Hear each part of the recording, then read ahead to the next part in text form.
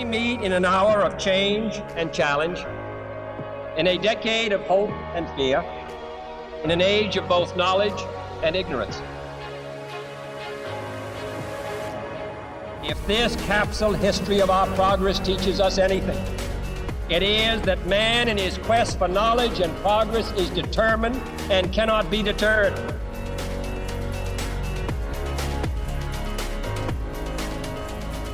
Because that goal will serve to organize and measure the best of our energies and skills. Because that challenge is one that we're willing to accept, one we are unwilling to postpone, and one we intend to win.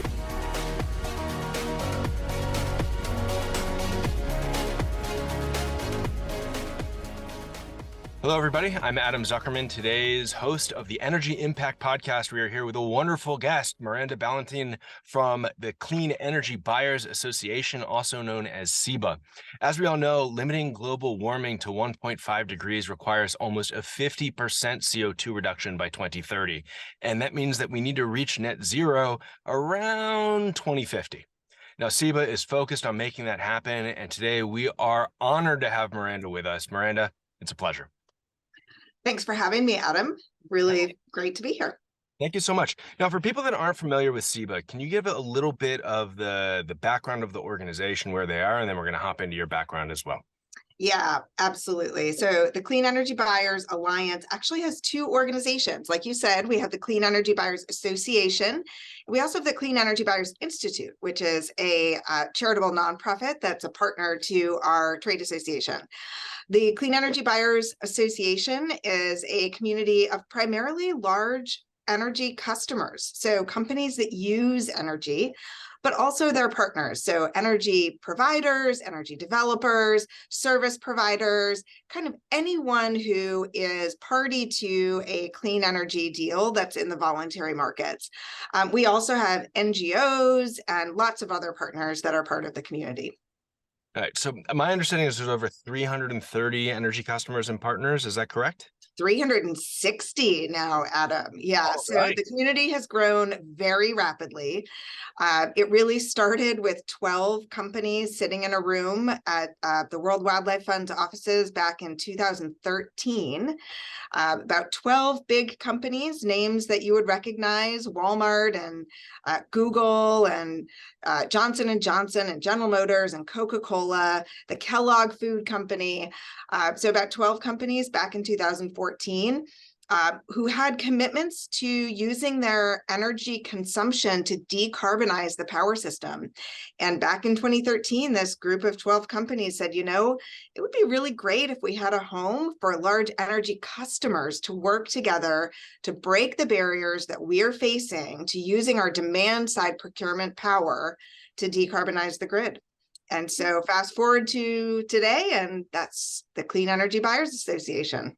12 organizations to 360. You're probably going to be over 1,000 within a matter of years, I imagine. What was that original catalyst for the 12 to come together? Was that a nonprofit? Was that a single individual or entity? Or was it just a spontaneous, let's all just show up at this office and have some coffee? I guess maybe a little bit of all of the above. So back in 2014, there were only a small number of companies that had actually successfully procured renewable energy. In fact, I think at that original meeting, only 3 companies had done power purchase agreements: Walmart, Google, and General Motors. Of those companies in the room, I think we're the only ones that had actually successfully done a power purchase agreement, a PPA. And we were all partnering with the big NGO, environmental NGO community. So we had partnerships with the World Wildlife Fund, the World Resources Institute, the Rocky Mountain Institute, Business for Social Responsibility. So those 4 NGOs said, you know what? There's lots of forums for energy suppliers and clean energy developers to get together to talk about how to accelerate this transition. But there's not really a home for the energy customer community. So there was, of course, the Solar Energy Industry Association and the American Wind Energy Association, and a number of other associations that were developed by the supply side for the supply side. But there wasn't a home that was created by the customer side, the demand side, for the demand side.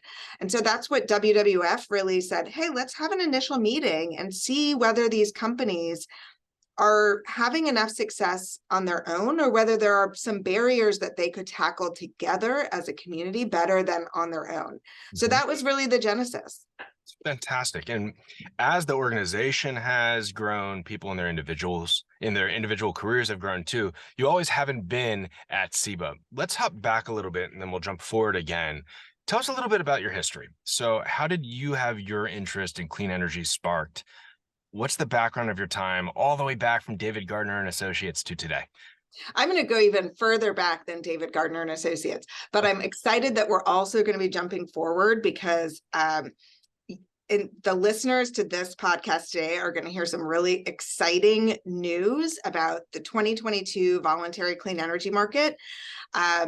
We're sort of unveiling our state of the market from 2022 today on this podcast. So I'm excited to jump forward again, but looking back, actually my undergraduate degree is in the neurosciences, if you can believe that. So I spent my undergraduate years at Colorado State University running rats through mazes and dissecting human brains and looking at hippocampal memory. So how I got to clean energy is sort of a long, windy story, but it really actually all started when I worked for a small nonprofit here in Washington, D.C. called the Solar Electric Light Fund, whose mission was to solve what we now call energy poverty. That wasn't even a phrase back then, but SELF's mission was to use remote off-grid microgrids, solar power microgrids for economic development, health development, educational development in remote parts of the world. And I really kind of caught the clean energy bug at that organization. Went back to business school, really focused on energy and environment in business school, and then came out and did some work with a wonderful consulting firm here in DC called David Gardner and Associates, and had an opportunity to work across a number of different industries. If there are any younger folks, early career folks thinking about what do you want to do and you're not sure, I highly recommend consulting because you get a chance to try out a lot of different things. And it really was in my consulting work that I began to recognize the power of the private sector in driving change and accelerating climate change solutions. And so when I had an opportunity to join Walmart as the global director for clean energy strategy on their sustainability team, it really was an opportunity of a lifetime. So I then had a chance to work, across 100 countries around the world and 16 countries where Walmart had operations, figuring out how this Fortune #1 company, this behemoth, was going to achieve this absolutely audacious goal of being supplied by 100% renewable energy. So that's kind of my own personal story. I had a slight sidebar, had an opportunity to work in the Obama administration as the Assistant Secretary of the Air Force, where I had a broad portfolio there, but a big piece of my portfolio was that I was the Chief Energy Officer as well. So I went from the largest private energy consumer to the largest public energy consumer. So I come by this energy customer space, honestly. I've been doing it for a little bit. That's a wonderful dichotomy of the largest corporation in the world, which is the US government in a strange way, versus one of the largest, if not the largest company in the world, being Walmart. What are the lessons that you learned of how decarbonization is being approached from a private sector versus public sector? And what do you think needs to change there? Yeah, it's such an interesting thing. In some ways, there are a lot of similarities. When any large organization has just incredible energy needs, the amount of electricity needed to run the federal government and to run the military is the largest energy consumer in the federal government, and the Air Force is the largest energy consumer in the Department of Defense. So you compare that with any large energy customer in the private sector, in the institutional sector, universities, cities, corporations, any large energy customer, there's a lot of similarities. You're serviced by utilities. You are subject to certain laws. Now, federal law, government agency laws and private sector laws are slightly different, but there's a lot of similarities. I would say one big difference is in the federal government, you have a sort of public mission inherent in being a government, but you also have a lot of restrictions, a lot of legal restrictions because of how fiscal law works. You can only spend money the way that it's taxpayer dollars. You can only spend it the way that Congress appropriates you to spend it. So you do have some limitations that way that maybe you don't in the private sector. So there's similarities and differences. We could do a whole podcast just on this topic, and it would be fun. Let's do that another time. Let's switch back to the private sector. You're working with some of the largest organizations in the world, and many of which have made unbelievably impressive and important commitments to securing their clean energy futures as it relates to decarbonization.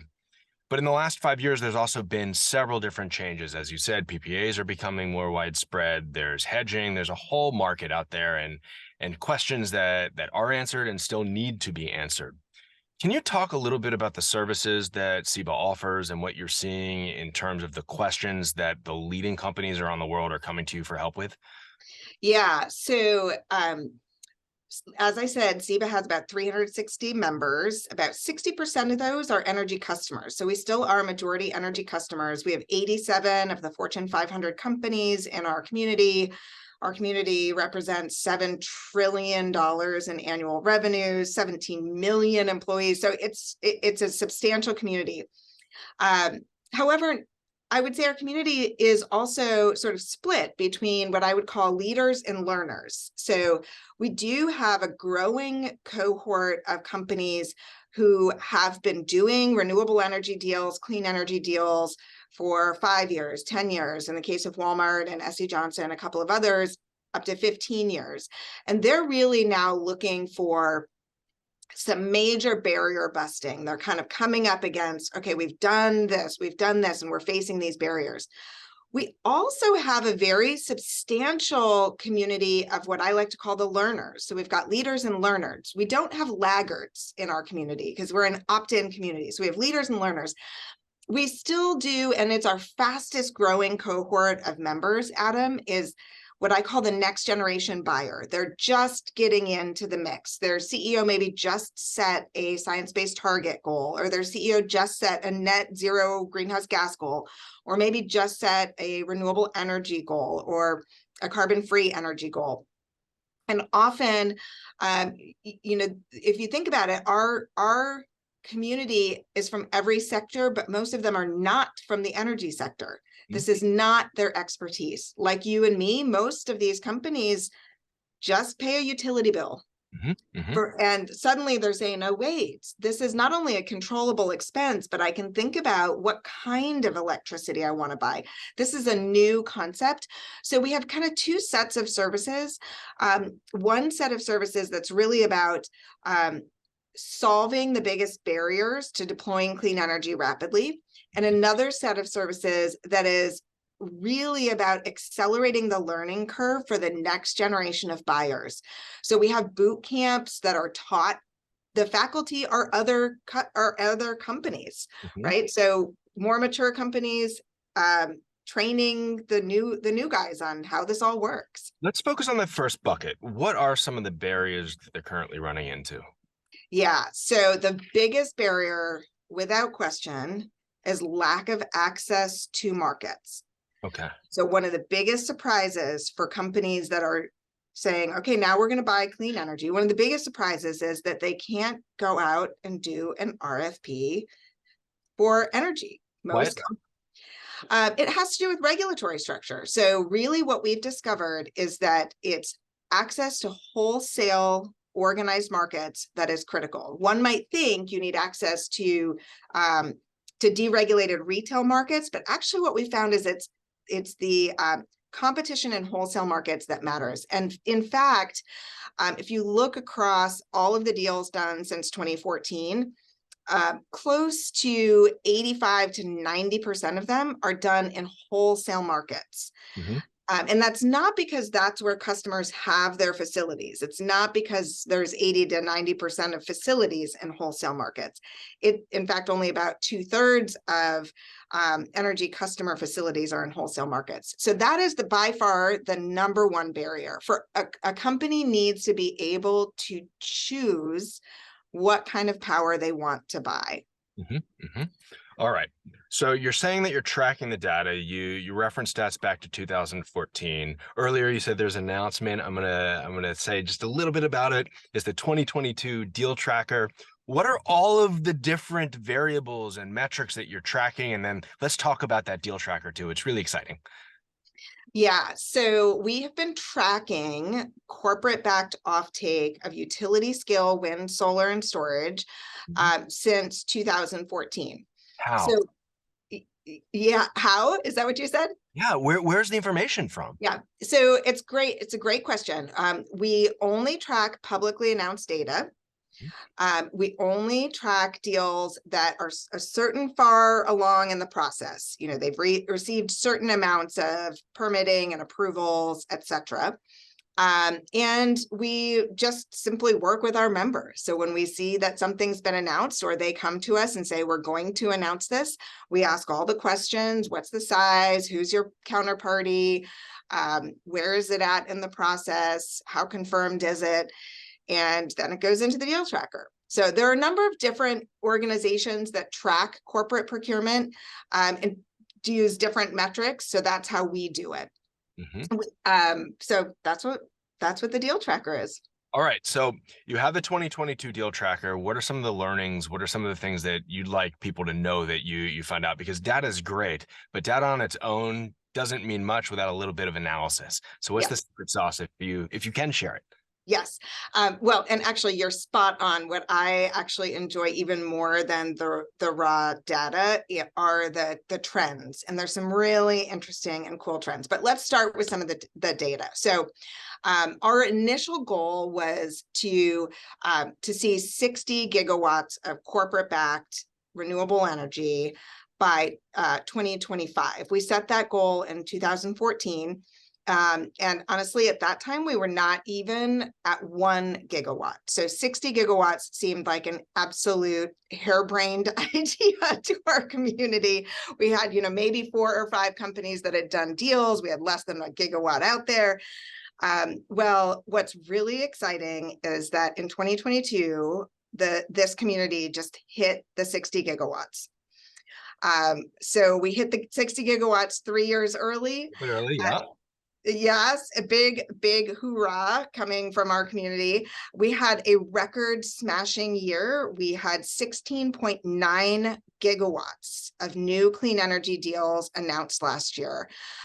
That is almost 40% more than 2021. And that's a big deal in and of itself. I mean, the exponential curve that we've seen from 2014 to today is really phenomenal. But what's particularly shocking about 2022 is that it was a deeply uncertain year.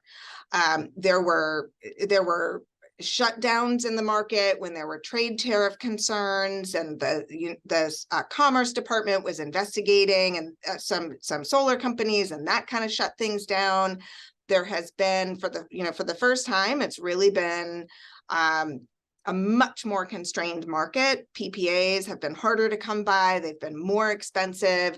The inflation, the continued supply chain challenges that started during the pandemic with just getting components to wind and solar projects, and the increase in cost that's driven in the system.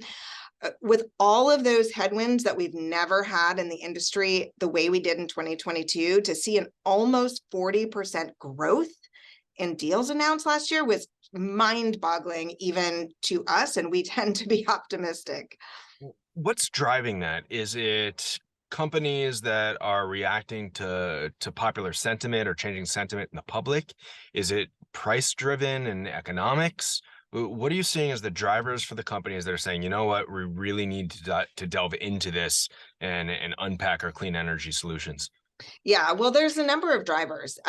The very first driver that pushes companies to begin to decarbonize their power is a commitment to solving the climate crisis. Mhm. There's not really much reason you would go through what it takes to do a clean energy deal versus just paying your utility bill. It's very easy to Yeah. just pay your utility bill. Doing a long-term power purchase agreement for wind or solar, these are very complicated deals. They require an enormous amount of legal support. They come with a lot of risk. Mhm. There is price risk in doing these kinds of deals. And frankly, most companies don't buy anything, let alone commodities, for more than a year at a time. So even the process of convincing a CFO to buy a commodity for 10 straight years, Mhm. it really starts with a commitment to solving the climate crisis. Now, the good news is the price of wind and solar and storage, which are still the three primary technologies that we're seeing deployed today. We are starting to see other things being deployed, some geothermal, some small hydro power projects, that kind of thing. But mostly still wind, solar, and storage. And those prices have dropped a lot. And with the volatility in the fossil fuel markets, whether that's oil, natural gas going up, down, there is definitely an economic motivation too, that companies are saying, can I hedge those future price fluctuations and solve my climate goals at the same time? So there's a lot of motivations. Are there government motivators that are forcing companies to look at renewables where the incentives say you'd be silly not to? Or is this really a starting point of, we think climate change is real, it is real, we need to do something as a company? And then the CFOs come in with their energy purchasing teams and they kind of justify, we can spend a little bit more in the long term to hedge that risk. What does that process actually look like internally for those backroom discussions that people might not have access to? Yeah, well, you've asked two questions. So most energy customers don't directly take the tax benefits. There are some, but typically those tax benefits go to the financiers, the developers, or the utilities. Now they do flow through to a lower cost of power. So they definitely are critical for the voluntary energy markets to have those government investment tax credits, production tax credits are critical. I will say there are some companies, Adam, that have a big tax appetite and will take tax equity investments. In fact, we've got a couple members of our community who are going to be sharing some of their stories about choosing to take a tax equity investment as their path to decarbonizing power versus a power purchase agreement, which is sort of the typical path. But most companies are not doing it because governments are compelling them to do it. And while more and more stakeholders are compelling companies, particularly staff, Mhm. asking companies to do their part to solve the climate crisis, there is still a constituency in the ear of companies saying, this is not core to your business, this is not good for shareholders. And so companies are constantly having to balance that push-pull from their constituents who want them to do more to solve the climate crisis and the constituents who want them to do less. Mhm. So that is not as clear-cut as I think some people think. Yeah. Well, you're based in Washington, D.C. The companies that you're working with are located in the United States, and in fact, many have a multinational presence as well. Are you seeing an approach different in the U.S. for those entities than you are in Europe and elsewhere? Or is it really just harmonized? It doesn't matter where the company's operations are, they're taking a whole company approach. The latter, they're taking whole company approaches. We are primarily US-based multinational firms, but we have a number of community members that are non-US based multinational firms. And in fact, at COP27 in Egypt, we just announced the launch of a new global initiative called the Clean Energy Demand Initiative. We are working with the US State Department and a number of our major members. That initiative is currently funded by Google.org and Amazon. And we will be really supporting corporations in their global endeavors. And there are a number of CEBA-like organizations in other parts of the world. So we have a sort of sister organization in Europe called Resource that supports European-based and US-based multinational firms working on these issues in Europe. We have a great partnership with RE100 and the Climate Group, who are working globally. The World Resources Institute has a number of initiatives supporting companies in different parts of the world. So companies are absolutely looking at two things globally, Adam. First, their own operations. Many US-based multinationals have stores in other countries, have distribution centers in other countries, have data centers in other countries, have manufacturing in other countries. So they want to decarbonize their own facilities everywhere. And they're working on decarbonizing their supply chains. And of course, they've got suppliers in the United States, but they also have suppliers all over the world. So they're looking to help their supply chain partners also decarbonize their power. All right, this is great. Let's talk about Scope 3 emissions and Scope 2 emissions then. What do you think the impact is? Most people, when they think of companies that are trying to reduce their energy impact via decarbonization, it's just their energy supply, but there's more to it. It's who you're working with also. Can you give a brief description of Scope 2, Scope 3, how important that is, and what companies need to consider as they evaluate? Yeah, and we should talk Scope 1 also. So of course, Scope 1 is any emissions that you directly control. So for example, if you're a retailer and you've got refrigerators in your facilities and you have a refrigerant leak, that is a Scope 1 emission. If you own a corporate fleet of vehicles, or if you own a corporate fleet of airplanes and they are emitting, that would be your Scope 1. If you are a big enough manufacturer that you actually generate power, you have a turbine on site, that is your Scope 1. So it's anything that you absolutely directly control. I'll tell you the funniest Scope 1 I had when I worked for Walmart was we owned some chicken farms in Mexico. And so we had some Scope 1 emissions from our chicken farms in Mexico. And Scope 1 can be substantial, Adam. I will tell you, we once had, and when I worked for Walmart, we once had a forklift accidentally knock over a refrigerant system at one store. And there was such a significant refrigerant leak that one leak of Scope 1 emissions negated all of our energy efficiency, which is a Scope 2 savings for that year for for all of our stores in Brazil. So Scope 1 can be very significant and companies shouldn't forget about it. Okay. Scope 2 are all of your purchased electricity, meaning I'm buying electricity from a utility. And the utility owns the power plant. So the utility Scope 1 is my Scope 2. And for most companies, Scope 2 will be the biggest piece of your portfolio. For most companies, it can be 75 to 80%. It depends, of course, on the particular type of company. Scope 3 are your up and downstream indirect emissions. So for example, when your employees drive to the office, which they probably don't do much anymore, they are emitting carbon emissions out of the back of their cars. That's their Scope 1 and your Scope 3. How do companies take that into account? So is it realistic if you have 100 workers in an office to ask each of them, what type of car do you drive and how long are you commuting? A lot of companies do, yes.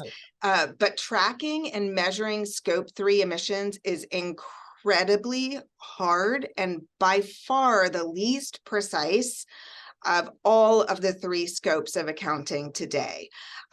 Most Scope 3 portfolios are developed using averages, so you might not ask all of your 100 or 100,000 or million employees tell me exactly what kind of car you drive and exactly how many hours and exactly the fuel economy you're getting, right? You would use some sort of averages around the average car going, the average commute is going to be a certain amount.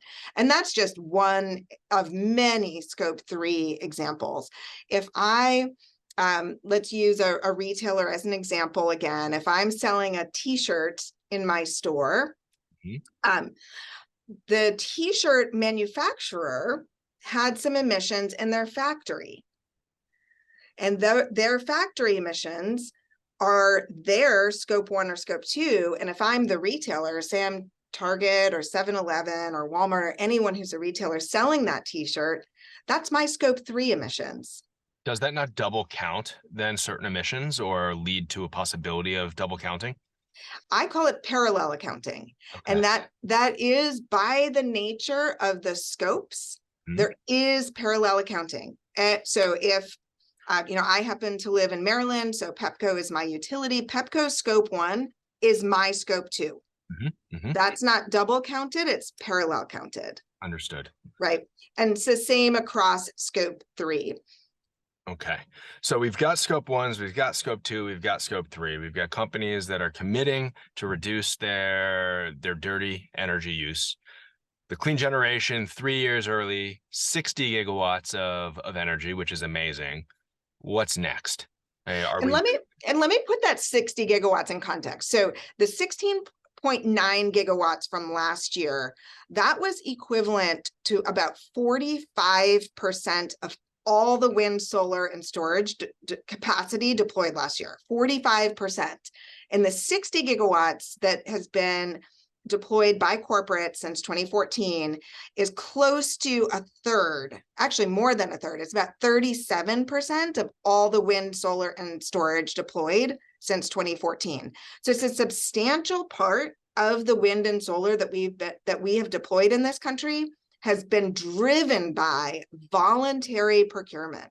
So let's ask one question about that then. So how does that break down into the Scope 1, Scope 2? How much is self-generation where the companies own the assets versus they're securing and procuring via PPA?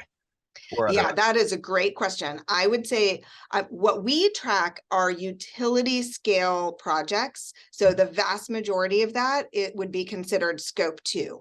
So this is a really good point, Adam, because we're not even tracking at CEBA on-site solar, on-site wind, and those are the two biggest on-site, but there is some on-site storage being done. I know a couple stories of on-site micro hydro if you happen to be right next to a run of river that you could do that. But the vast majority of what we count is utility scale, so it would be Scope 2 replacement. But there is a lot of Scope 1 replacement happening as well on site. And we're actually seeing more and more of that. That's great news. So what's your vision for what's next? What's the future of clean energy policy? What's the big hurdle that companies are going to commit themselves to soon? Oh, I love this question. So there are a couple of really fascinating key trends we've seen over the last few years. So the first one is a shift in mindset from renewable energy to decarbonizing the grid. So more and more what we're seeing are energy customers saying, we see renewable energy as a means to an end, but not necessarily the end itself. So we're seeing companies, the leaders say, you know what, I've already reached 100% renewable if I'm matching my power on an annual basis, which is kind of what the rules of the road say today. But I know that at any given moment, that particular factory is still using power from the grid that's being supplied by whatever the grid's being supplied by. So we're seeing more companies do things like focus on an emissions first approach. You may have seen a new partnership launched by several of our members called the Emissions First Partnership, where they're saying, we want to make sure every renewable energy deal we do is the highest emissions impact deal. We see a group of customers focusing on every one of my facilities needs to be supplied 24/7, 365 by zero carbon electrons. So we're really seeing more and more companies focusing on what is the material impact of my procurement? And that is broadening the scopes. That's having companies say, you know, I'm really interested in hydropower. I'm really interested in storage. I'm really interested in green hydrogen. I might even be interested in nuclear power because I'm focused on decarbonization. So that's a big shift. Likewise, we're seeing this may sound like it's the opposite, but it actually isn't. So while they're more focused on decarbonization impact, they're also beginning to broaden their focus to say, you know, when we look at our ESG, our environmental social governance commitments as an organization, it's not just climate. And as renewable energy has matured, we don't want renewable energy that has potentially forced labor in the supply chain or mining human rights issues in the Democratic Republic of Congo. We want to think about, or we don't want to deploy a solar project that's not pollinator friendly or in a migratory corridor. So we call this thinking beyond the megawatt. We're seeing more and more companies say, I want not only zero carbon power, but I want power that is environmentally sustainable, contributes to national security and grid resilience, and has human rights and equity embedded from, you know, the beginning of the supply chain all the way to where the project is being built. So that's another interesting trend. And then the other two you already noted, which is scope 3. I want to help my suppliers become carbon, you know, have carbon-free energy, and globalization. I don't want to just decarbonize my power in the United States. I want to decarbonize everywhere. So those 4 key trends. It sounds like there's a big movement towards a holistic procurement of energy, and almost to the sense of local is the new organic in a strange way, and understanding that full impact of the energy purchasing decision. Yeah, I'm not even sure it's necessarily local's the new organic. It's more, well, maybe as a comparison, but in carbon-free energy, it's more like CFE, carbon-free energy, is the new RE, renewable energy. CFE is the new RE. Yeah, no, I think that's right. That is definitely right. All right, so a few more questions for you. We've talked about what companies are doing, but you've seen so many different evolutions in the space. What do you think that listeners can do on an individual basis or a family basis to make an impact? Oh gosh, I love this question too. Well, certainly exploring rooftop solar for your house. This, of course, is very regionally specific. Unfortunately, there are still some states in the country where putting solar on your rooftop is not economically feasible, or you don't have the incentive structures in your state. But more and more, with the cost of solar being what it is, and with more and more very low interest loans, putting solar on your roof can be a really, really good approach. Of course, just being mindful about energy efficiency and your own footprint, understanding your footprint, that's the first step. Go do an online calculator, understand the footprint of the food you eat, the electricity in your home. Moving to electric vehicles when the time is right for your family is a great next step. And people tend to think, yeah, but my grid is not 100% clean. So if I'm plugging into a dirty grid, does that really make a difference? In the vast majority of cases, what you're plugging into in the grid is cleaner than the petroleum that you would put in your tank. There are a few very dirty grids in the country where that's not the case, but for the most part, that is the case. And what it allows us to do is focus on decarbonizing a few thousand power plants as opposed to a few 100 million cars, right? So those are natural next steps. All right, the second to last question of the day is, what is one thing that you wish we discussed but we didn't? Ooh, this is always a good one. We talked about the importance of organized markets. That's number 1. We talked about the power of energy customers and using your procurement to drive change. That's number 2. We talked about material impact versus just renewables. That's number 3. We talked about beyond the megawatt. That's number 4. We talked about my life. That's always boring. Very I think important. we probably covered everything. All right. Well, with that, then we'll keep. Oh, no, I'm sorry. There is one more thing. All right. If you are listening and you are thinking about your own company, definitely give us a call. Go to our website. It's cebuyers.org, which is a little tricky, but cebuyers.org, and you can learn more about becoming a member. We have a really fun and informative and inspirational member summit twice a year, but our spring one is the one that I would definitely encourage everyone to consider participating in. This year it will be in Seattle, May 9th to 11th, quad hosted by 4 of our big members, Microsoft, Amazon, Starbucks, and REI.